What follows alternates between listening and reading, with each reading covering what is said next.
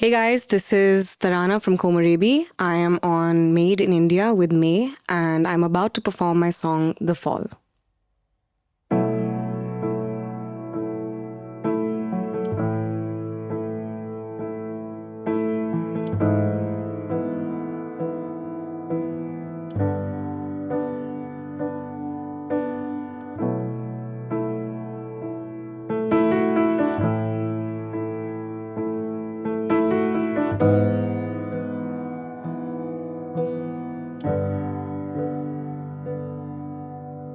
Chaos is inviting. She thought while biting her lip. I don't know what I want, but I know what I don't want. Words aren't the same as experience that defines them, but I can learn from either.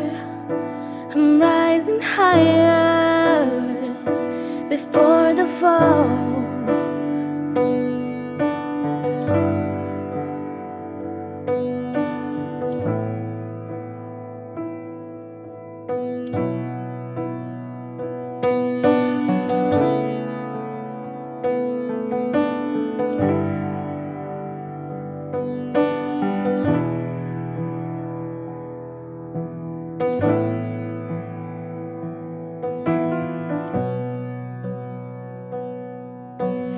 Give a little taste of your love,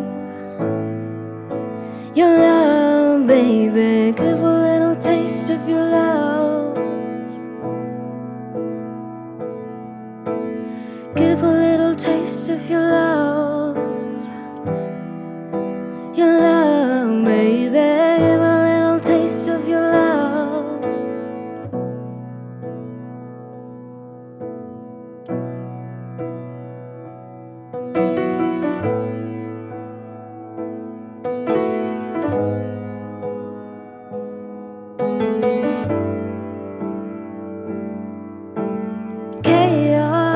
Chaos is inviting. She thought while biting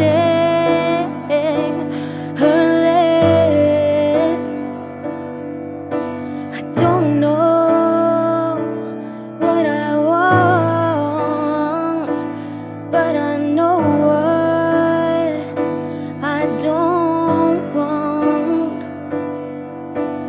Words aren't the same as experience that defines them, but I can learn from either. I'm rising higher before the fall. Give a little taste of your love.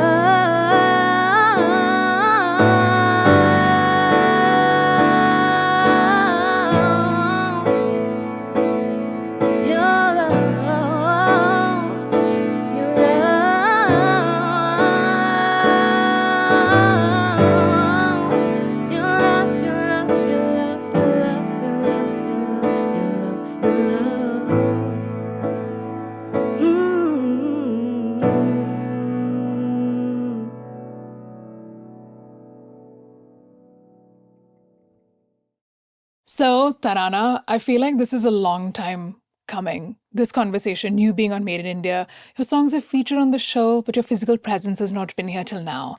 Been waiting and waiting and waiting and hoping the stars align and God knows Right? what all, praying to Sai Baba, and it's finally happening now.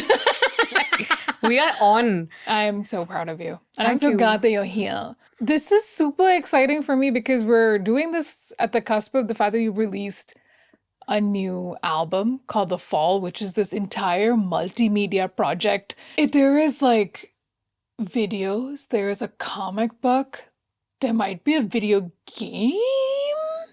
So how did all this come together? I heard there are like 100 people you collaborated with. It was a very interesting thing to actually have something that you've meticulously mapped out in your head over years come to fruition and sort of like become a reality. And I think that is, of course, partially thanks to the vision, but also because I had so many people who were so supportive. Another thing is that as artists, like we are constantly surrounded, like the people we hang with at parties or social gatherings or at gigs are so creative in themselves. It was a lot of like good energy, good vibes, and people just really wanting to collaborate with me or me wanting to collaborate with other artists. And I've been wanting to do this for ages, and I think I've ticked off like 5 out of 6 things I want to do.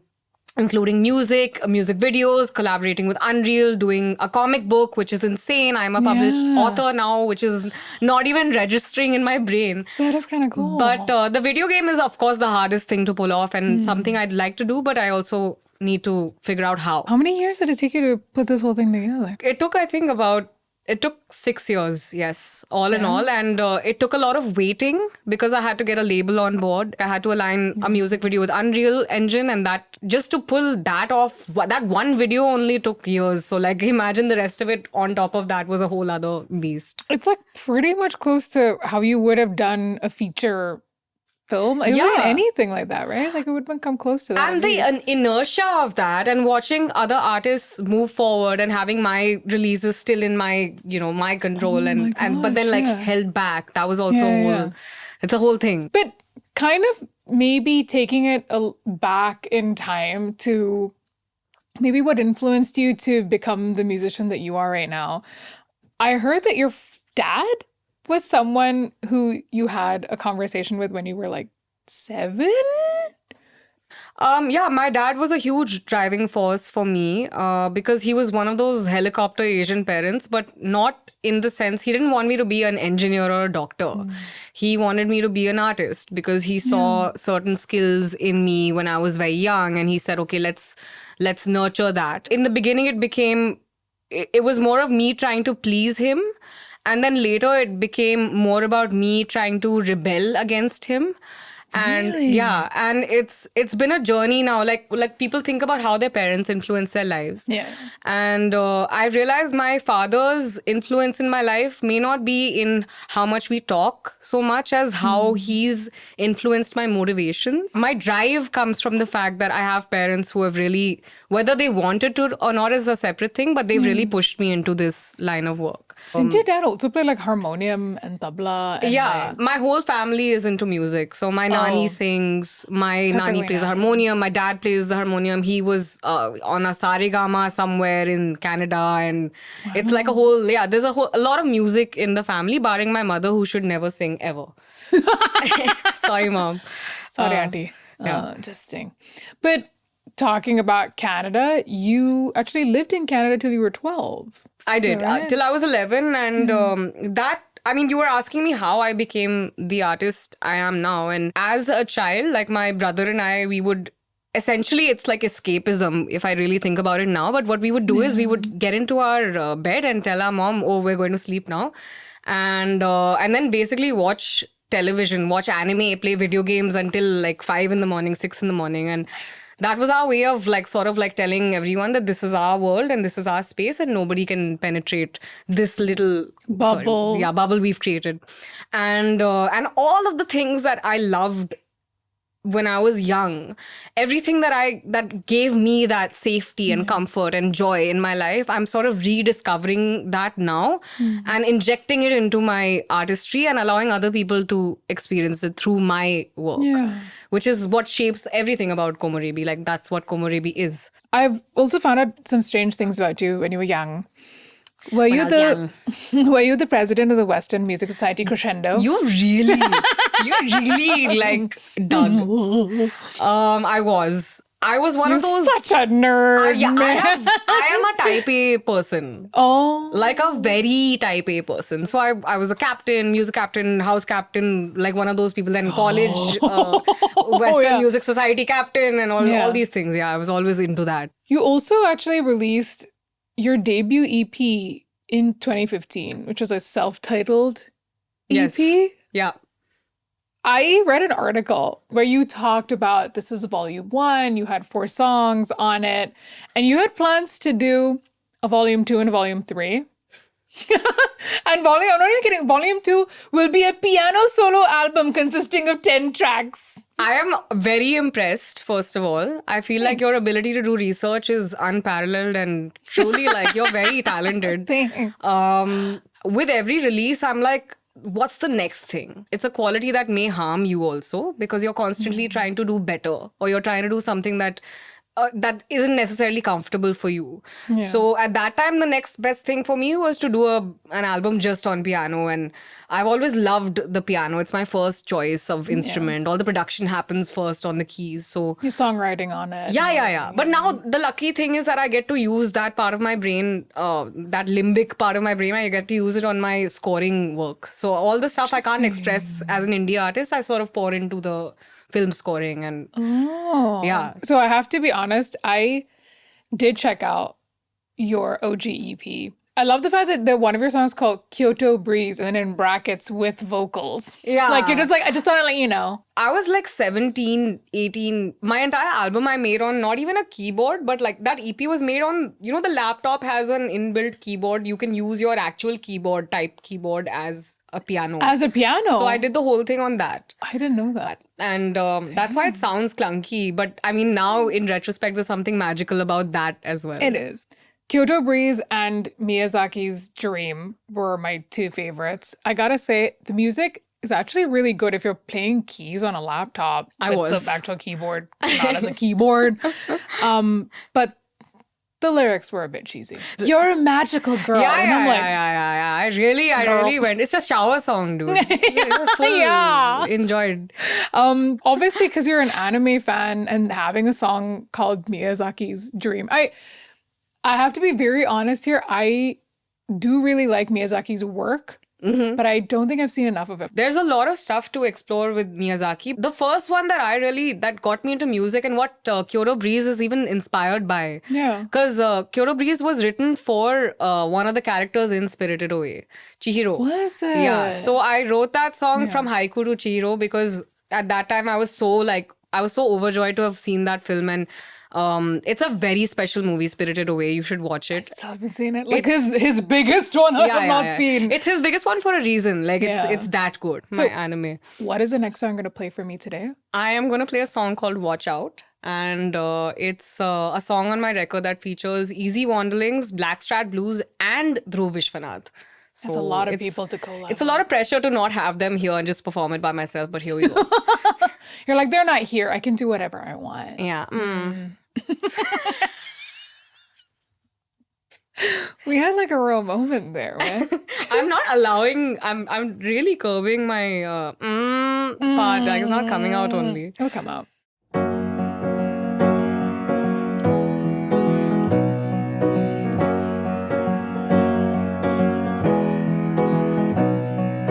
Oh dear, let it go. You were born to be my dear. Let it go. You were born to be free.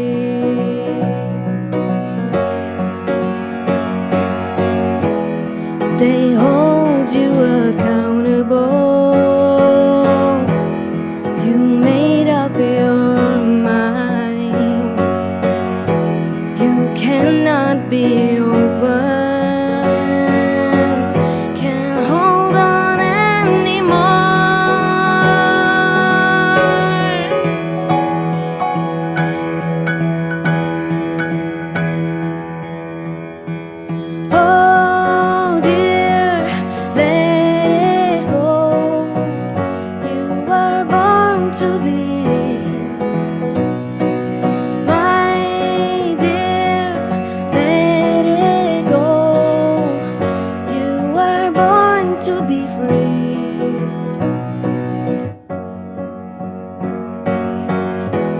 You know it's not difficult. It's not meant to be.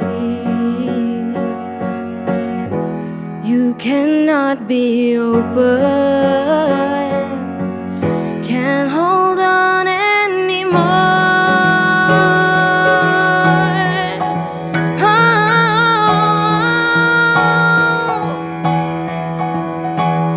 And watch out, there goes our little wonder. She thinks that the whole universe is a blunder. Oh, and watch out, there goes our little wonder.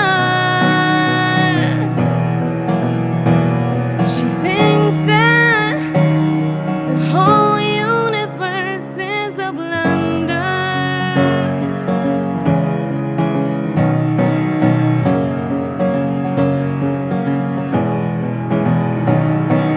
Hold it, let it go. We're born to be. My dear, let it go. You were born to be free.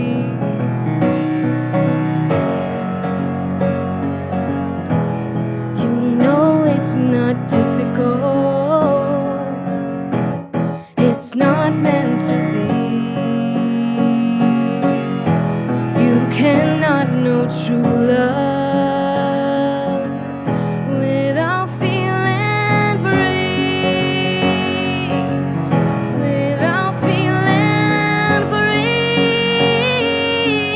Without feeling free. Without feeling free. Oh, without feeling free.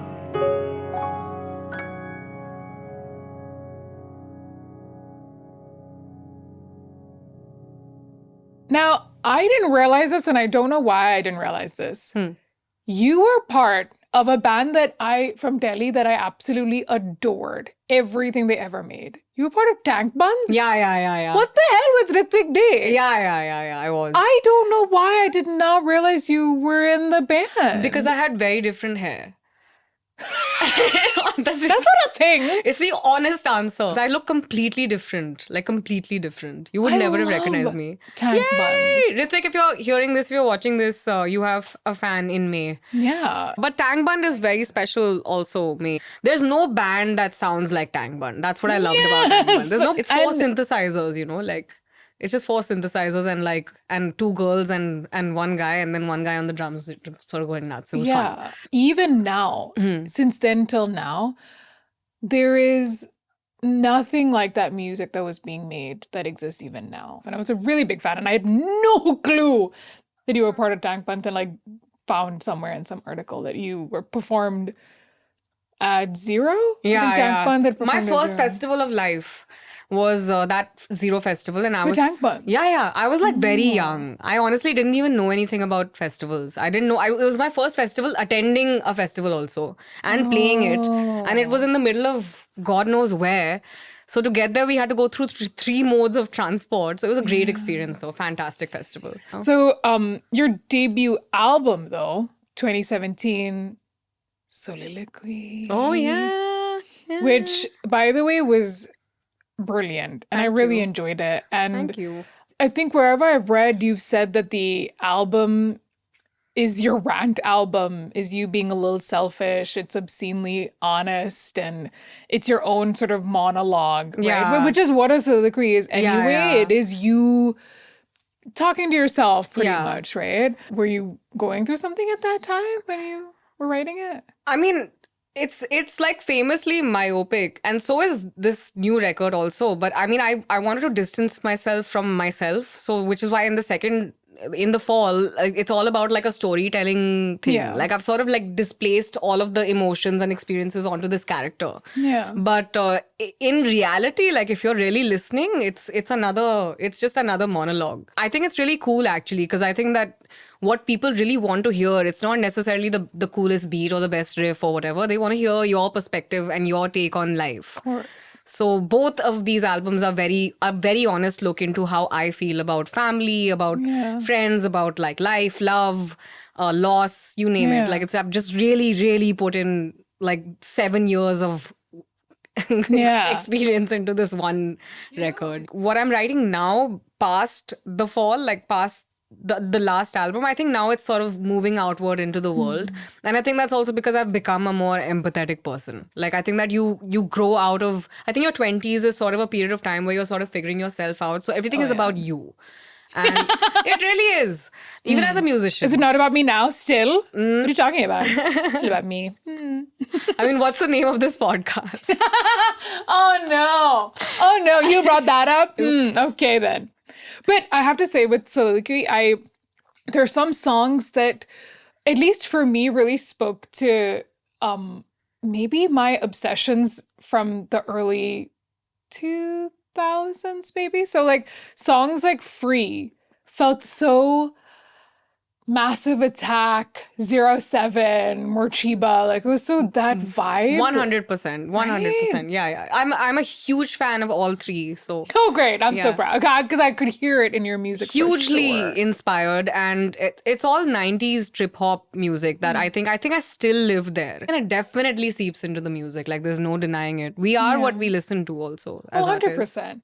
So, what is the next song you're going to play for me right now? The next song I'm going to play for you is called Better Not Bitter. I love the title. I feel like it's some kind of tongue twister, you know. Betty bought some butter, but the butter Betty bought was bitter, so Betty bought some better butter to make the bitter butter better. How? You can do it. You can do it. No, I'm a voiceover artist, but I barely do tongue twisters. So tell me about Better Not Bitter. So actually Sahil Vasudev has played keys on it, right? He's incredible, and he's from Delhi, and I saw him perform at Oro with this other artist I love called Blot. He brought his own energy into the track. Yeah. And I loved his voicings, the way he played on it, and the song required a certain vulnerability, because even the way I sang it, like I did not overproduce my vocals. They sound tired, they sound one take E, and it was a single take, and I was about to cry while singing it. So we kept that in, you know. So Really? yeah. You feel it, man. You really, really do.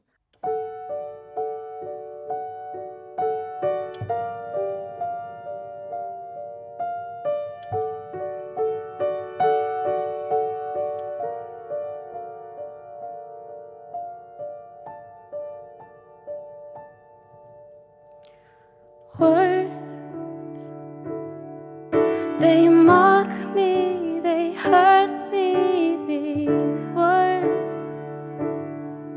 You don't know me, don't get me, no.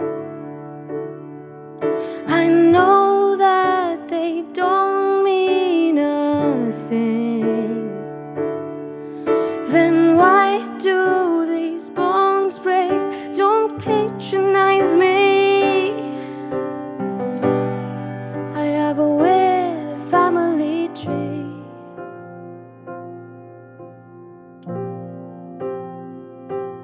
Don't underestimate me. Just let me be.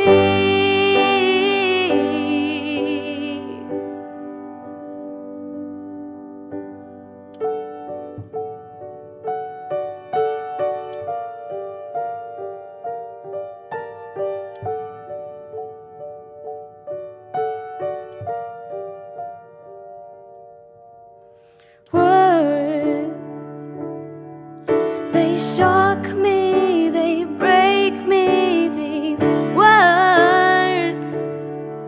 Sometimes I feel I don't know my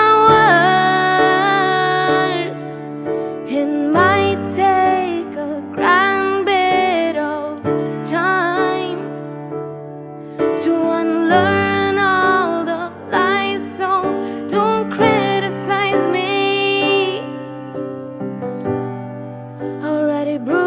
eyes on the knees.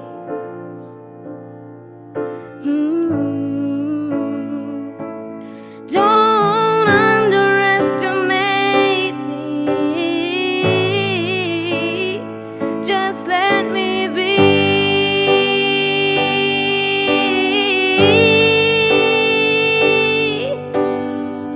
You wear your damages like armor. Wear your damages like armor.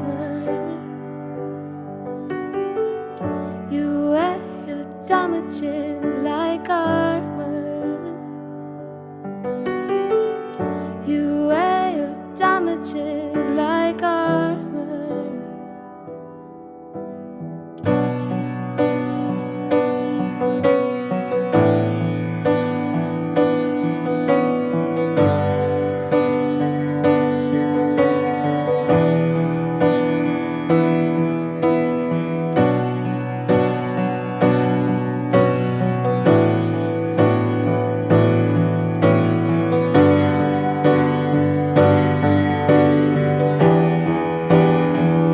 And don't you know that it hurts to not be seen and not be heard? And do you know what it means to have good friends and family? I kill myself for just one day without you pushing me away. And still I stand here right now, barely breathing, but somehow I'm better.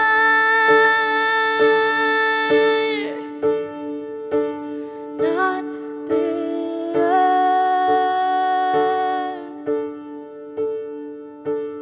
Better.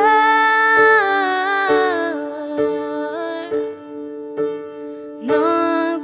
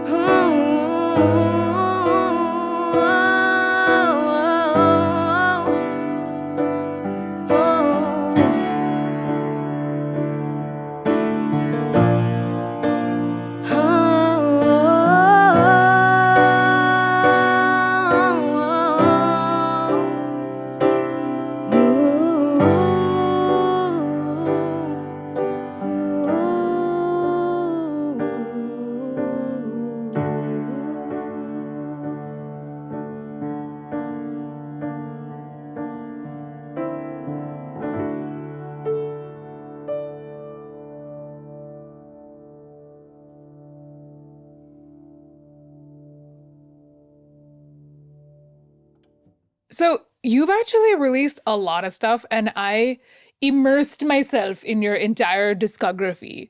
For example, this sort of 2-song EP you did called Rebirth that you Yeah. released in like 2020 Yeah. was very, I gotta say, very Bjorky. Yeah. You're nailing all my influences. I know. These audio files and their dark red lipstick, I tell you, these audio files.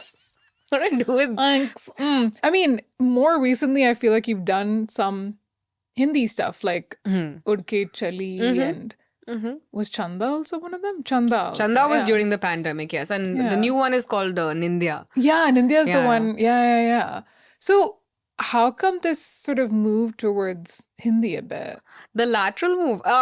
I won't say that it's by design necessarily. It is, but at the same time, there is a part of me that wants to express this. I mean, I live in Delhi. I speak in Hindi all the time. You comfortable songwriting in it though? I'm not as poetic. I'm definitely more comfortable with poetry in English because I grew up in Vancouver and I'm used to speaking in English. So what's the line like that you've done in Hindi that like you're the most proud of? No, I think the fact that I was able to write Chanda, and Chanda is about my grandfather, but the fact that I used the moon as an allegory for there's a lot of poetry in that song simply because it's that simple. Like it's just like, where are you? Kahan re tu o chanda, ho gaye hum pareshan.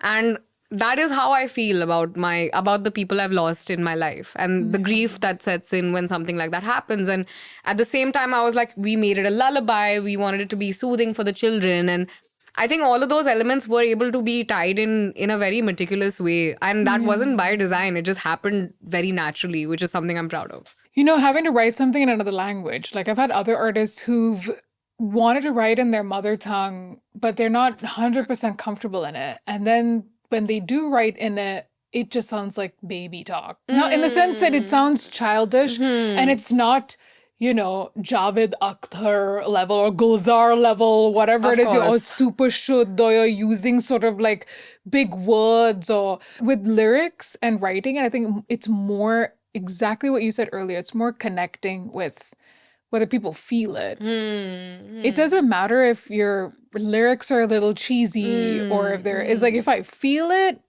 then Yeah, I mean, I work a lot with Ankur on different projects and Ankur Tiwari. Yeah. And if you look at his lyric writing, it's the same thing. It's so poetic because it's simple. It is. He's not like going like kisi bhi bhasha ko likhne ki vedi ko lipi kehte. Like he's not like going nuts with Yeah. like large words. but he and- does throw in some of that. No, he does because he is extremely well versed in the language. But Yeah. I am drawn to, at least personally drawn to the simplicity of that. Like the simplicity of the songs we write together. For me, the simplicity with Ankur is more his melodies. That's his charm. His Yeah, yeah. ability to connect with the crowd, his ability to sing something and have 100 people sing it back to him. Like, I feel like whenever I hear his music, he's that guy that probably sat on the steps of college just strumming his guitar and then he just starts singing something random. And that's how I always imagine. That's how Ankur is always in my brain. No, and you're talking to someone who is exactly the opposite of this. I am the most complicated person, songwriter, producer, like composer. It's always complicated. Kind of going towards your latest release, which is The Fall, and the song, how you've performed it today on the episode is so stripped down. I cannot possibly explain to everyone who's listening to this or watching this that you need to actually listen to it on the album because like I heard I Grew Up and Watch Out, but when The Fall hits you, it's so cinematic. I felt like it was off an OST. It was incredible. I felt like every song after that was brilliant. Like I loved, and again, it felt like an OST. It just felt like you were soundtracking something. I also really like the way that you've collaborated with people too. And I think that's across all of your records, whether it was from like Mohini Day and her epic bass lines. There's one like, It's real. It's real. it's real. She does this like jugalbandi bass thing at the end. And I'm like, what is happening? My brain is boggled. Yeah. It was really cool. I'm so enamored by so many of the people that I'm lucky to have in my life as friends and as collaborators. And all the people on this record played their part so well and did just the right amount of playing, brought their own world into my world. And it was beautiful, especially Easy Wanderlings. I had been wanting to work with them for so long and I wasn't sure of how. And they came in with the flute. And I think for a song like Watch Out, which is like famously positive, and after like having an entire record of, slightly sad songs, to write a really positive song and then have it end with like this marriage of flute and string sections and the crystallizer on Warren's guitar and like bells and Celeste and like vocal harmonies. It was just amazing. The string section, James Gare, Mavron Quartet, these guys are just incredible at their job. So and you can really hear it on the record. I also want you to also take me through, because this album, I guess you could call it a concept album. absolutely Yeah. it is. Yeah. You talked about a movie. I'm like, dude, read the comic. The comic is your movie. True. Yeah. But I want to, so can you take me through understanding the story of it and what exactly the entire sort of storyline for the album is, so that people can understand what The Fall is? I mean, so if I break it down to basics, I would say that it's a space odyssey. Each song is a chapter in this character's life. Her name is Kiane. She's living on a different planet. She's trying to escape her planet and travel through space. And of course, she finds Earth on her radar. But before she can sort of navigate, before she can really find her bearings, her spaceship she starts to crash and fall onto the planet. So that's why the album is called The Fall, because it's all about her falling onto Earth and then her experience on Earth after that. She comes across somebody who seems to be helpful and who really isn't. This character named Luna. So in our comic, it's called his name is Lunatic. And this really nefarious, calculative, manipulative character, and how Kiane comes from a place that where things like there aren't complex emotions. It's like people are, or beings are very simple. It's very black and white. And then how the complexity of Earth and people on Earth and things on Earth is what I want to really explore and dive into. And how she's led into this tree of enlightenment. Like, there's a whole thing that happens. She gets sucked into the tree of enlightenment. I don't want to give it away also. Yeah, don't. But it's a lot of fun. And she has this cute companion, like this pet. The owl? The owl, yeah. Yeah. And how like her relationship with her owl and then her parents and just everything just sort of like connects to each song on the record. So it's her experience, and the comic really helps you. Like, I've even like put in Easter eggs. Like, you'll see like lyrics from the songs in the comic as dialogue. So things like that, so and fun stuff, Yeah. I think the thing that was so interesting about Kiane kind of crash landing on Earth was this idea that humans are complicated creatures, and there's like this sort of air of like the trickiness and the deception and not quite knowing what someone's intentions are, and that level of trust you put in someone. So it was very interesting to kind of, I like the way you explored that. I also wanted to understand, because I think in quite a few interviews you talked about how some of your music is kind of around family and friends and partners you've had in the past, but you've hidden it very well. Has anyone ever discovered that they were written about or anything? Yeah, I mean, definitely my family. Like my how do you hide it from family, but they're so happy to, I mean, that way they're quite sweet. They're happy to support what I'm doing, even if I'm sort of cutting them down, but not like in real life. Like, just through my art, I'm just expressing certain resentment, or maybe like something I felt bad about that I'm now resolving with them. And so my mom knows I write about her. Initially, she was definitely like, she hadn't heard the song before it released. So she was in shock for a couple of days. And then after that, she came out of it and she was like, I love this song. It's okay. And I was like, I love you. I think it brought us closer together, honestly. Like, that honesty. I love it. It also feels a bit angsty. It is. I mean, so is though. I am an anxious person. It's better now. Yeah. The basic core of who I am, you can hear that in the music. You know? And I love writing about family because that's what affects me. That's what makes me tick. I mean, my family, I'm a family person. I love my family and I hate my family. And it's like it's all out there for you to... resonates with so many people. Yeah. which honestly, I'm sure it does. And I think at least I completely understand where you're coming from when it comes to family, because anything they do affects, like, hits you harder and deeper than anything else in the world.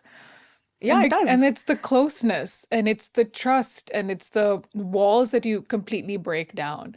And no matter what happens, you're always in this space where you are your most vulnerable, and you're never not that. No, absolutely. My friends do ask, like, they're like, would you be a good musician if you hadn't experienced what you have in your life? I always say that, yeah, man, like, I'd write about like someone tripping and falling on the road, and it would be a great song. So like, either way, whatever experience you have, good damage, no damage, whatever it is, if you're an artist, I mean, Led Zeppelin wrote a song about what? Like, they wrote a song about like Lord of the Rings, man. Like, so like, you can write about anything and it can be iconic. So this 100%. Is just great fuel though, of course. Yeah. This is, like I said, something that I found really interesting looking through all of the sort of artwork and maybe the kind of persona that you create through your music. And a lot of what I saw around your representation of what Komorebi is I always felt like there is this woman warrior Oh, that I yeah. feel in a lot of it. Like, even if we go back to your self-titled album, it's very war paint the way you've done it. I know it's a sort of neon thing, but like every aspect of it, even in Rebirth, you look like you're pissed. Is that what you're kind of channeling, or is that something that's part of you, or is that something that you're trying to personify? It's not necessarily negative, it's just cathartic. Hmm. So, like, in order to accept, like, who you are as a whole and be a peaceful individual, you have to sort of look at the parts of yourself that you are not proud of. And instead So of shunning those parts away, you have to accept and love those parts of yourself. Yeah. And also, like, who doesn't love a good female warrior? I mean, I see even the non-warrior women as warriors. It's really interesting if you really look into it. Yeah. It's like how you relate to a fictional character, like how you might even fall in love with a fictional character. You Yeah. fall in love with a fantasy. You fall in love with something that goes beyond what you're allowed as a person here on this planet. So of course, I've always wanted to be more. I want something beyond what I have to offer. And I think it all circles back to the driving force to try and do better, to give more of an output. And I think that, I mean, you'll reach a place in your life, kids. Here's mama telling you something. This is mama telling you. I mean, you look back at all the things you've achieved and you will take a moment to feel proud of yourself, and you will not always feel like less. And yeah, I don't think I think that's a state and not not a truth. You know what I mean? Like, it's like a phase and not a reality. Like, No, fair enough. So your plans, it's 2024, a new year, new you. So what's happening for 2024? Okay, so like I am conflicted, but what I do know is that there are two elements that I want to fuse into the next record that I do, and I'm going to do one this year because I have to. Like, there's too much I have already written and need to sort of express into the world, bring into the world, and Are you doing materialize. the 10-song piano solo album? No. Sorry, guys. It has been deferred indefinitely. But no, but I want to do music that's sort of heavier, like with guitar and like the band feel. And I want to do dance music. And I want to dance. This is another thing. I want to actually physically dance. Are you going to have choreographed dance sequences? This is my goal for 2024. This is something I want to be comfortable with my body, and I want to move, and I want movement in the music, and I want to move on screen. I want to dance, and I want to figure out how to learn and who to talk to, and I'm going to make it happen. You're currently, right at this moment, in Bombay. You throw a stone and there's a choreographer, man. There you go. So I'm looking for that talent, that latent talent in the city. Hopefully somebody stumbles into this studio right now and just like moonwalks with me out of the room backwards. That's what I need. I can't dance, so I really want to learn how to dance. Like, I want to throw myself into the discomfort of that, like It's going to be amazing. No, I'm going to enjoy this so much. No, but I really, like, genuinely want to learn how to move my body in an attractive way. Please help. Please help me. Somebody send help. Yeah, I need to get this game on. No, the first thing was to get on camera and be in the music videos, and I did that this time. Yeah, you did. And now I'm like, that's done and moving forward. Like, thank you, next. Got it. Yeah. So, last song you're going to play for me for your set? It is my favorite song off my record. It's called I Grew Up. And that's my final song, I think, today on So, Maed. can you tell us a little bit about I Grew Up? It's a song I wrote for my partner, and it's just like reflecting on like how I sort of will never take love for granted, and I will always cherish what I have, and not look outside of what I have, and always be, and just also reflecting on growth. Like, it's reflecting on how he has seen me for 10 years become the person that I am now. And I think that's really special to be witnessed, in your growth. Like, it's really special to have someone actually part of like your childhood, moving into your adolescence, moving into your, and this is all adult childhood, adult puberty, adult. So he's literally seen me become a woman, which is what the song is about. Yeah. That's amazing. The Yeah. fact that you said the words reflect on your growth, that sounded so what is that word? Life coach. Yeah, I love do it. sound like a bumper sticker sometimes. It's not intentional at all. It's really not. Like, this is I what don't think it actually is. happens in my brain. I I can't get help it. it. But I enjoyed that moment. So last song is I Grew Up. Yes.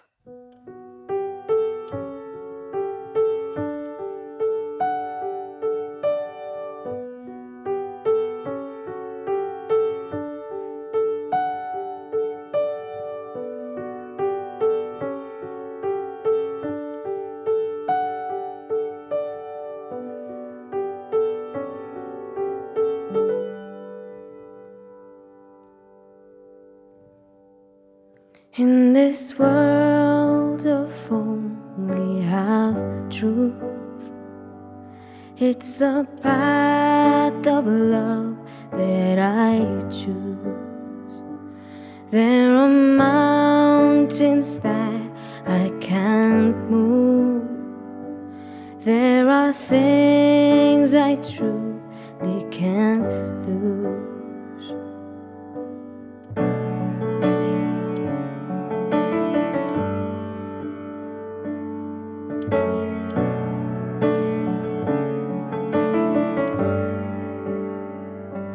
We may be of different natures, but our feelings will weigh greater.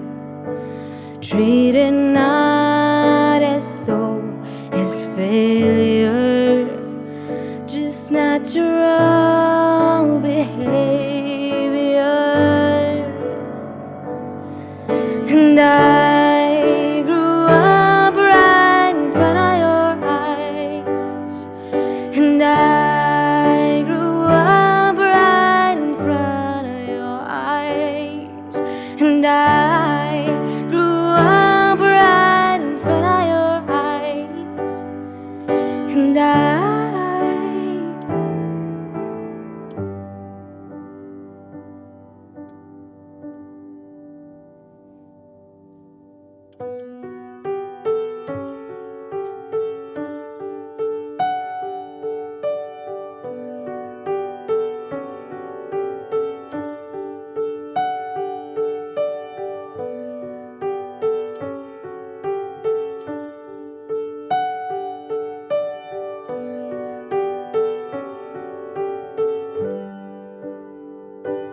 in this world of only half truth, it's the path of love that I choose.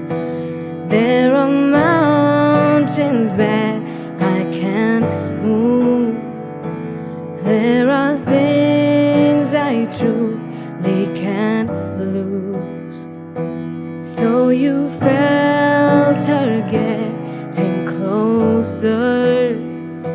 She was sleeping when you woke her. Now she sings like something broke her. It's a losing battle. It's a losing battle. Grew up right in front of your eyes. And I grew up right in front of your eyes. And I grew up right in front of your eyes. And